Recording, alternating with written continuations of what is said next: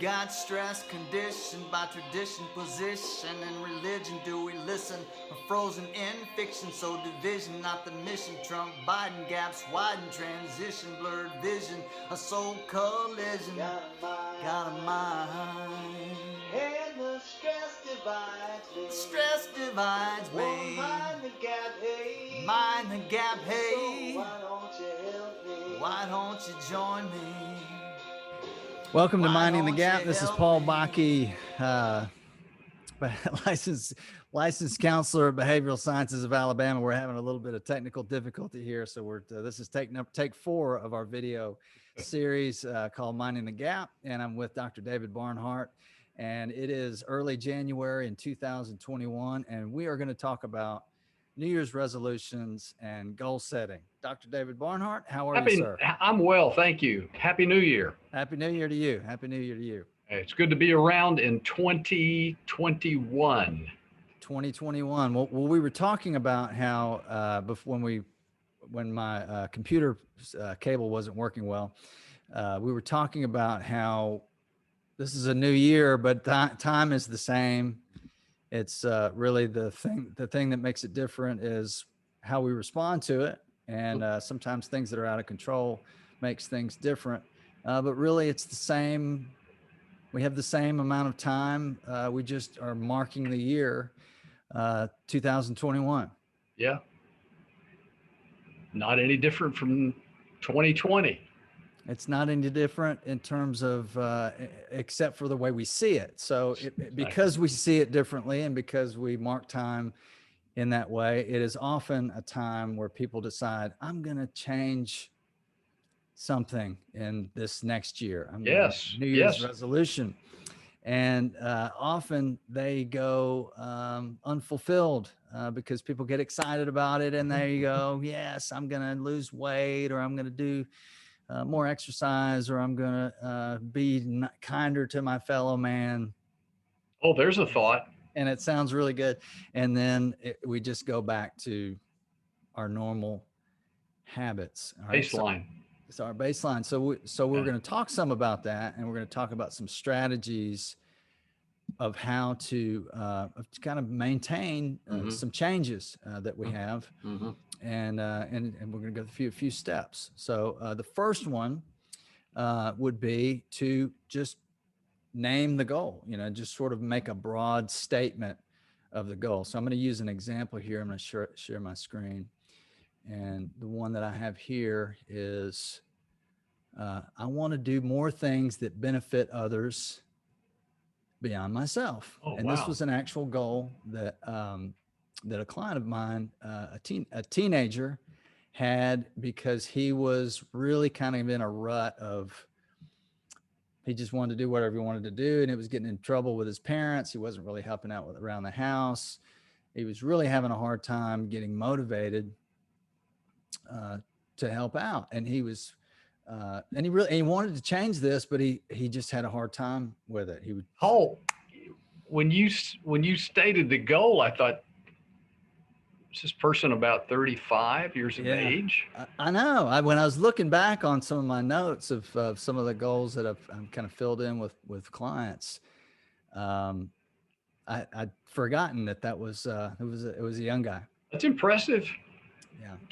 And it was born out of motivation by his mother, who really wanted him to help with chores, right? Sure. Okay. But as we were talking about it, the whole idea of the statement of the goal here is, a 15-year-old is not really going to be normally thinking about, my goal is to do things that help others beyond myself, right? That's probably not going to be their what it starts out as.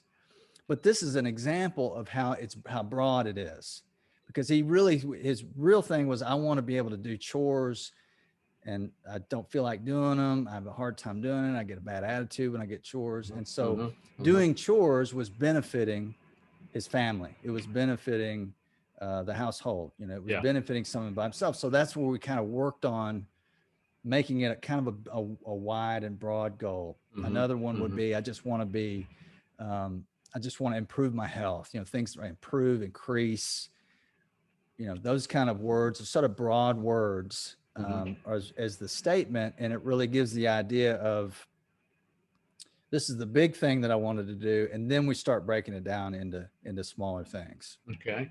Okay.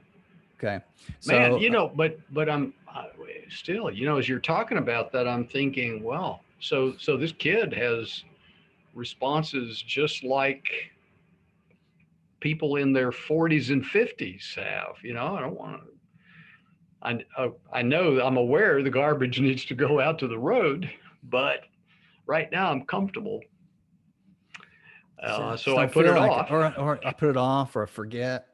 Mm-hmm. Anyway, slice it. It's become a problem that I want to improve on it. Yeah. So, and part of that is recognizing in a broad scale, like I said before, is that this leads to something bigger than just doing chores. This, and it may even lead to a change in attitude, a general change in attitude about helping others.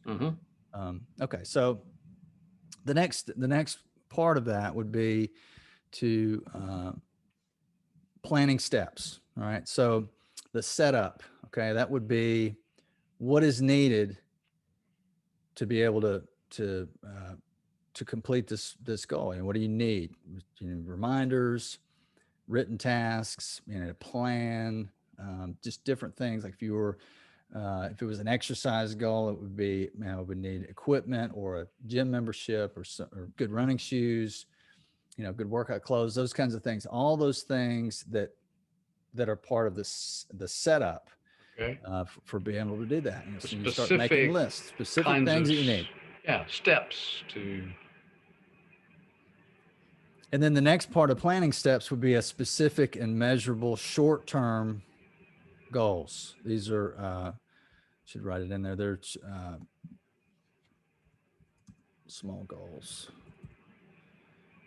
that are specific and measurable, challenging and realistic. And his example there was throw away the trash immediately. When mom asks him to do that, then instead of going in just a minute, and then he's on his computer, he's playing his video game. Okay, I will in a minute when I'm done with this. And then 5 minutes turns into 30, and then it's out of his memory, and then he's in trouble. Okay. Yeah. So clean something or throw away the trash immediately would be, that would be, I can do that this week. I can do that starting right now. And it's a very small task. But you're talking about a normal response if you're doing something that's interesting, and then you've got something else that somebody says, hey, you take the trash out. And you say, well, okay, as soon as in a minute. And we always have this constraint in working memory. For a few seconds at a time, we're hanging on to a certain number of chunks, 5 to 7 on average, maybe less, depending on how much sleep we had or whatever. And then I get distracted, something else comes to mind, and then whatever it was I just agreed to is not there. Well, especially if it's really not that important to you. Exactly. Right? So if you're playing a video game or you're doing something that's fun or watching a TV show or whatever, something that you enjoy doing, and you say, oh, I will in a minute. Yeah. The value of the two activities isn't even close. And that's why you're putting it off. Exactly. Because taking the trash out is not really that important to you. Not your valued activity. And with kids, it's not going to be. No. It's not going to be. And even for us, if anything that we don't like to do, it's not going to be as valuable. It's not. It's not. It's just not. If it was, we wouldn't be setting goals about it. We'd be doing it. Right? Not, yeah. You and I wouldn't even be having this conversation. We wouldn't have this conversation. So part of that is a good point, that you only have a certain amount of memory to be able to remember and hold on to the chunks of information, but at the same time, being able to hold on to those things, we're going to choose things that feel better, they're more fun, that make us feel better in the moment. I mean, that's just human nature. Makes perfect sense. And it's not a character flaw. I try to point that out, Yeah. oh, you're so lazy. That's not really what it's about. Yeah. We're just I mean- avoiding something unpleasant. We're just avoiding on something unpleasant. That's what our mind does. It's part of our protection system that's built in. It's the same thing we've talked about with anger and reacting in a way that's high in emotion as a protective way. It's not a character flaw. It may be an unhelpful habit, Right. but it's our brain doing what it's supposed to do. Exactly. And we probably minimize want to pain it. and maximize pleasure. That's what we're. That's how we're built. All the rest of it is learning. All about learning. Yes. So part C of the planning steps would be having regular evaluation time. And I recommend to people, and with myself, when I'm doing this for myself, is when I'm starting something new in the beginning, I want to evaluate that a lot, usually daily. I want to see how I'm doing every day, because number one, it's not a habit yet. It's not something that I'm real good at yet. It's going to be kind of an uphill battle to change something. So I need to be able to kind of give myself feedback on a regular basis. And if I wait too long and then I realize, well, and I think that may be a part of why people give up on things, quickly, is because you wait too long to really look at it. And then you go a week and you go, well, I haven't done it. And then you're out of that. And then you just go, well, I guess that wasn't a very good idea. So I never can take. I can't do it. It's too New hard. Year's resolutions just always go by the wayside. Yeah, they always do, and that's normal. And so maybe next year I'll do something. Anyway, so in the beginning, having a more frequent evaluation time, but also what that does is, one of the goals that I had. This was about 4 years ago, and I actually did a video on this process about my own exercise goals. And I really do like exercising, but I was out of the habit of doing it during the week, because I get home after 6 o'clock, I'm hungry. I just wasn't in the habit. And then in the weekends I had more time, so I would exercise during the week, but it wasn't really. I didn't feel like I was really being as healthy as I could be, and so I wanted to break up my exercise during the week.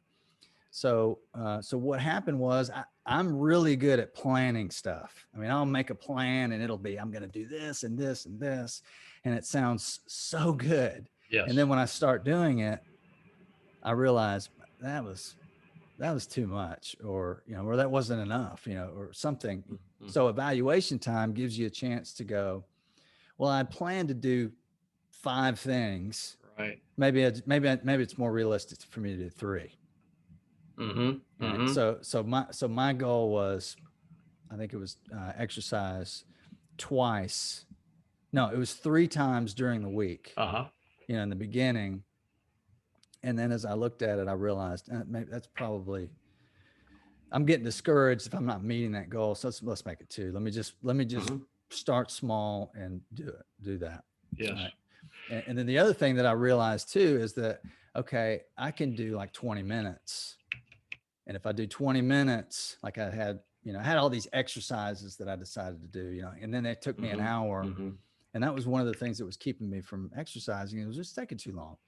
And so I wouldn't do it at all. So I thought, well, 20 minutes is better than, nothing. And if I see it, it's an hour, I may not do it, because I look forward to, I need to eat, I need to do things, at home and that kind of thing.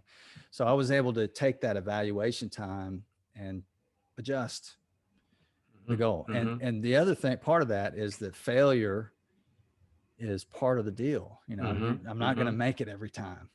Right. That this change is hard. So I'm going to stick with it. And evaluation is always about, if I did well, keep doing that. If I didn't do it, learn from it. How do I need to think about it? Yeah. How do I need to think Yeah. about it? How do I need to improve on it? Mhm. What do I need to do differently? Do I need to change the goal? Do I need to, change something in this process? Mhm. And so anyway, I stuck with it. And this was 4 years ago. Yeah. I think it was four. It was at least four. And guess how often I exercise a week? Now, Yeah, 5. five. 5 times a week. It's very rare that I don't exercise 5 times a week. Yeah. Yeah. And So, that's and I not a was good. using this program. I was using There you go. these ideas. I stuck with it. I read it. I Yeah. had it printed out. I looked at it. I read it. I went through the process. I adjusted it now and then. And now I don't need it anymore because if it doesn't feel right if I don't. Right. At first, it doesn't feel right if you do because you're used to different things. So, Mhm. so Mhm. anyway, this, so one of the motivations for me to actually be successful is that I'd made a video about it, and I didn't want to be a hypocrite, right? So that was a little bit of a motivation. Accountability. Oh, good. Yeah. Can I just make a couple of comments to emphasize a couple of things that you said that are Sure. so helpful? Uh, to be able to think in small steps, to recognize and, well, feedback. We have to have feedback in order to learn. And if we're doing something on our own, there's a chemistry here. So when I do something, when I engage in the behavior that I was planning to do, there's the reinforcement when you track it, so the good old brain produces dopamine. We obviously we associate that with pleasure, but it's associated with learning. That's really what that's about. And so there's a chemical thing going on in the brain. So you're actually strengthening that behavioral pathway, and you increase the probability that you're going to pull it off. Good old neurons that fire together, wire together concept.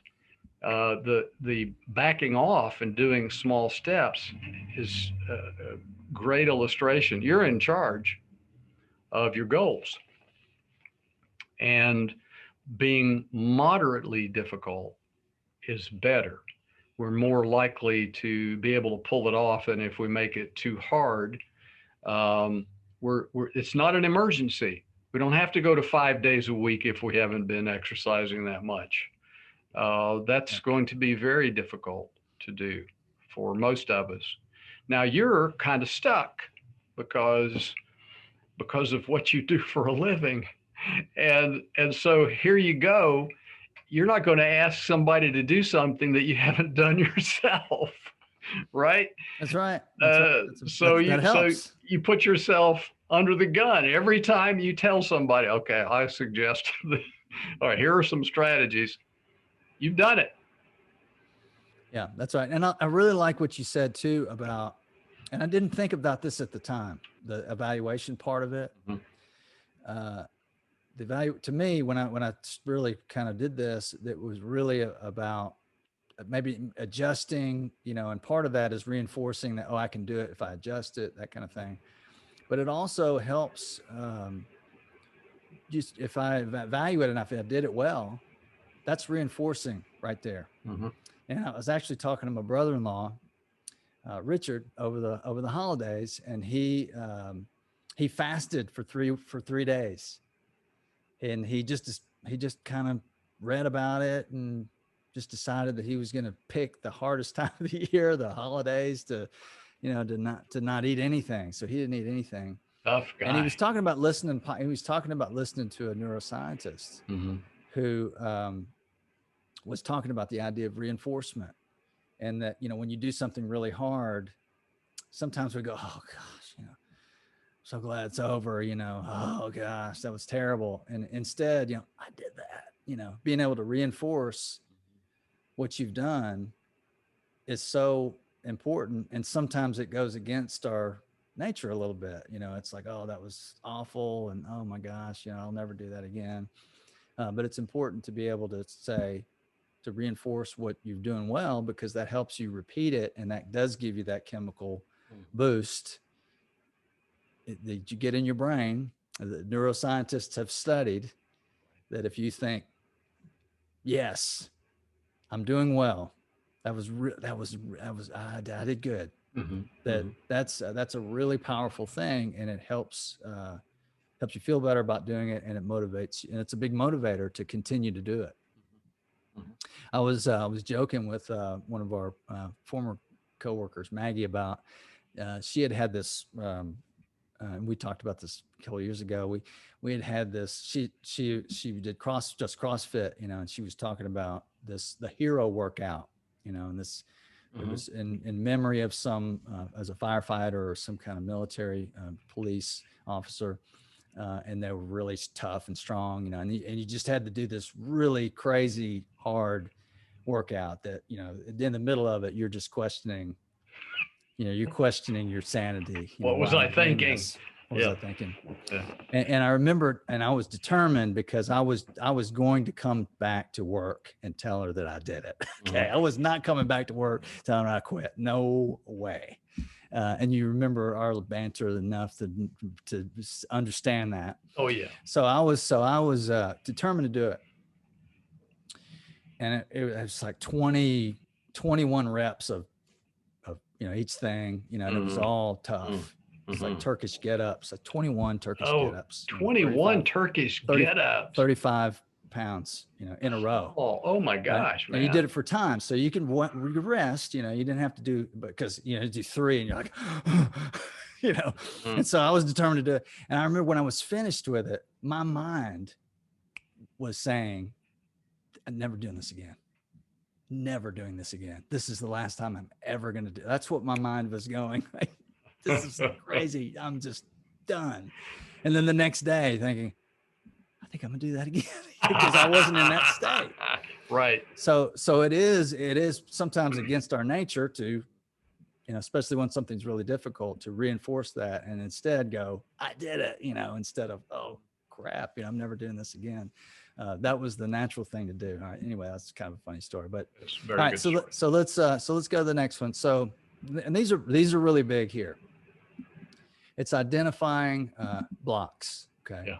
And identifying and overcoming internal blocks, which would be thoughts, feelings, and then your behavior is, you're in charge of your behavior. So those 3 things that are internal, and then identifying external blocks, things that are outside of your control, that are outside of you.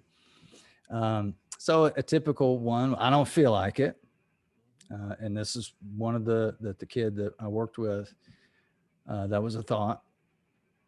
And so in order to overcome that, he thought, okay, I'm going to think, I'll go ahead and get it done.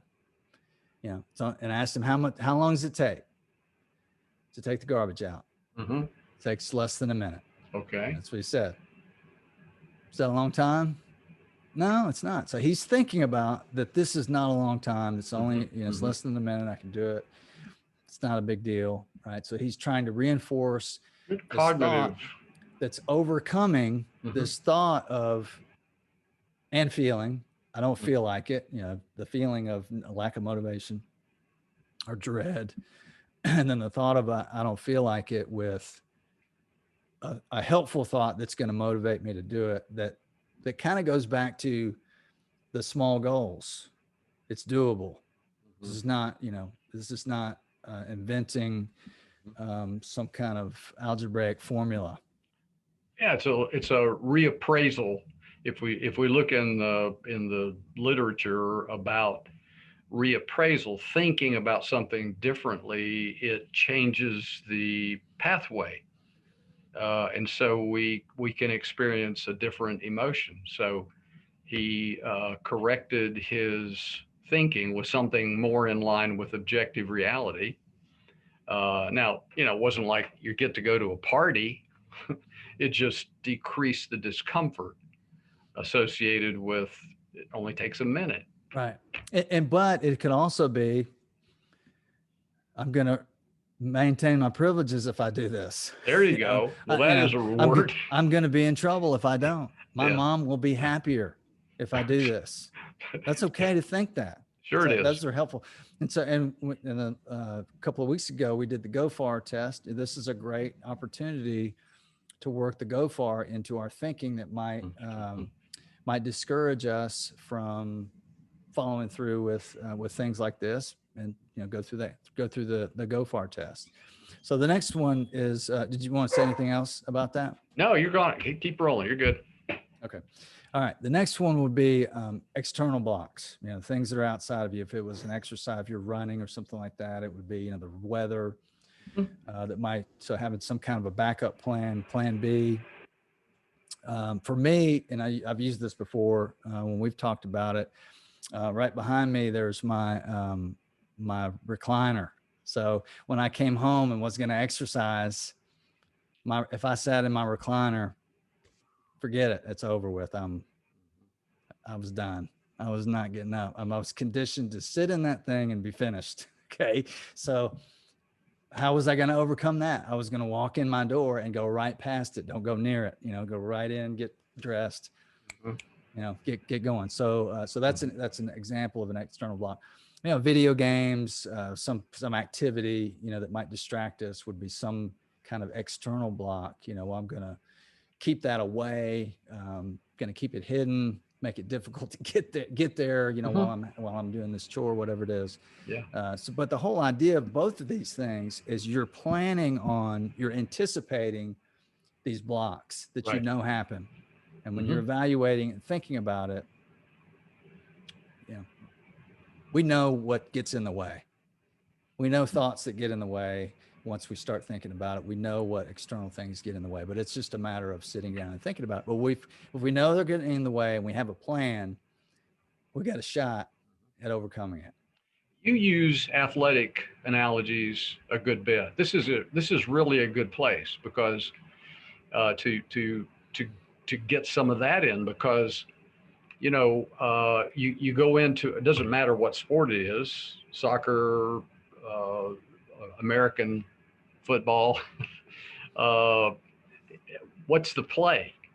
So you get in there and then you're reading the situation and you're reacting to it. And it's like doing that. You go in, somebody says, okay, we're going to run, whatever, play number 37. So unless you've run through that play, if you've thought about it, you have a little bit of a concept, but if you think about it in depth, like you're sitting in the house and you look at the recliner and you say, oh, well, if I sit in that recliner, I'm toast. That stimulus condition is too strong. I've had too much practice. When I sit there, I'm likely to stay. So I'm going to walk past the recliner. Going to get past it. Going to take a right. Walk in the door and take a hard right. Yes. And then I'm going to do it. And then I'm going to go, I did it. I'm going to reinforce that I overcame that block. So you're really, it's like making the play. That's the play. That's what I'm going to do. And some of the times you're going to be successful, and probably in the beginning with your enthusiasm up, you're likely to at least hit a couple of days like that. That's right. Yeah. That's right. And if you get off to, if you make it doable and you've practiced overcoming the blocks a few times, that in itself is reinforcement. You've done it. That's right. And then the learning is, maybe I can do this. Yeah, can learn to sustain it for longer and longer periods of time. Maybe I can do this. And I've talked about this before with the stages of change. The first part is, when you're in a bad habit and you don't really think about it, and you're kind of in denial and it's pre-contemplative, and then you go, well, I think maybe I should change this, and contemplative. Stage number 2. And then this is what we're talking about here is trial and error preparation. And you're practicing. Does that work? Oh, that didn't work. It's trial and error. You're practicing, you're preparing. And once you start figuring out that you can do something, that's when the magic happens, if you will, when you start taking action which is stage number 4, which says, I'm going to do this because it helps me, because I feel better when I do this. And so that's what really this is all about. It's about preparing and practicing, knowing what the obstacles are, anticipate, practicing against, a ball that's got a break on it if you're a baseball hitter, or practicing situations as a pitcher that's, ball goes to the right side and he goes to cover first base, that's what happens. That's what I do. Yeah. And then over time, it just becomes automatic. You've developed a good pattern of behavior, a habit, maybe. It becomes more habitual. So then the next thing after the blocks would be finding helpful people. Oh, who can help you. Yes. You have a mom or wife or a girlfriend or a friend or a teacher or somebody that can help you and encourage you, and maybe provide some reminders, provide reinforcement. A lot of times we get into things and we think, I just got to do this myself. And no, you don't. You can ask for help from people who care about you. And most of the time, if you're setting a goal for yourself that's helping you, people that care about you will be glad to encourage you and tell you, nice job, or, hey, did you remember to do this? As accountability. Accountability. Yes. Yeah. Even having a partner that's working on something at the same time, it's always helpful, a little positive peer pressure. And then the last one would be anticipating the future rewards. What is in it for me? If you've got that in your mind, and sometimes that's going to be sort of baked into the overcoming blocks of thoughts or feelings or something like that. When you're thinking about the benefit of it, that's part of that. So you can use that cognition, that way of thinking about the future reward as a motivator to remember it, to bring it back to mind. Okay. Yeah. Thinking about how is this going to help me? Mm-hmm. How is this going to help me in the future? If I develop good study habits, I'm talking to a high school student who's, just having a hard time with motivation, but he wants to go to college. He wants to do well in school, and he wants to work on this, but he's just in the habit of video games. I'm not motivated. Don't feel like doing it. So that's part of it. He wants to go to college, and he's literally talking about it every time. Yeah, I've gotten a structure. I've started to do things a little bit at a time. I'm not getting behind. And I'm thinking about, this is really going to help me when I go to college, because mom's not going to be standing over me telling me, yeah, I got to get up for class, get your work done. It's just not going to happen. You don't want that to happen either. Believe me. He doesn't want to take his mother with him. No, he doesn't want her to remind him now either. That's part of the issue. That's true. So when you're about, I don't know, 10, that begins to happen. Yeah. And we get into that all the time as parents. Our kids aren't doing what they're supposed to do, so we're going to remind them, and they won't do it. So we're going to do everything for them. We're going to, and then they learn that, okay, mom's going to do it, and they depend on it and resent it at the same time. Right. So in this case, this is helping me, let's look at how I think that's so big. I think that is, I tell people this all the time, especially teenagers that are used to hearing things like, you should just do this. You should just be responsible. This is just what you have to do. When's the last time that motivated anybody to do anything, that you just should? Yeah. It's an interesting what really word. Motivates people is when they see this helps me. This is good for me when I do this, right? And so that's that fourth stage of action that I was talking about. That's so powerful. That it's not because my mom is telling me to do it. It's not because my counselor is telling me to do it. It's not because I think I should. It's because this feels good, and I see that it benefits me when I do something that I don't feel like doing. In that moment, I'm not going to all of a sudden feel like doing it and be excited about it. But if I know that it's going to help me, and if I know that I've been able to do it before, and it's not a big deal, and it doesn't take very long, and it's just, it benefits me, I'm going to be a lot more motivated to do it. So I would like to talk really get people when they're trying to change anything, don't do this because you just think you have to. Really think about how it's going to benefit you and what the reward is going to be, and constantly reinforcing that is going to help you change it. There's some evidence that thinking that we have to, that we're being forced to, actually is more stressful. So yeah, it's a demotivator, right? It creates a negative feeling that makes you not want to do it. Yeah, it's like a parent says to a kid, you're not going to do that. You're not going to do that. It's natural for somebody to go, you can't make me not do that. Yes, I am.